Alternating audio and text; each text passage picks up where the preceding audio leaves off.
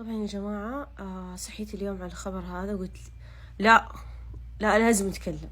يعني الناس كلها تكلمت، ما بقي غير أنا أتكلم. خليني أتكلم، إيش المشكلة؟ يعني الكفار عندهم هالوين، إحنا عندنا شيرين هالوين. الصراحة زعلانة على المقاطع، المقاطع اللي أنا سويتها. يعني ما أدري إيش أسوي فيها دحين. طبعا زي ما أنتم شايفين في الصورة هنا ما شاء الله حسام فرحان بيضحك من فينا الرئيس.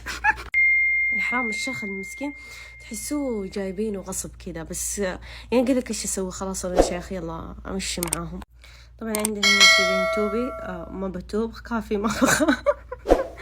بيلعب على الوتر الحساس. استغفر الله. انا صراحة شفت مسلسل حب اعمى، بس المسلسل هذا اعمى منه صراحة. على العموم يا جماعة الله يوفقهم وييسر لهم امرهم. صراحة شيرين تحسوها ما طبيعية، صح حركاتها كذا ما ادري كيف. الله يوفقهم. أعزائي المشاهدين، أهلا وسهلا بكم في حلقة جديدة من برنامجكم الحقونا. احنا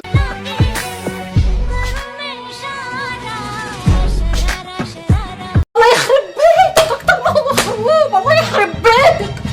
ليه يا بيت؟ انت هبلة يا سكينة؟ انت هبلة يا بيت؟ يخرب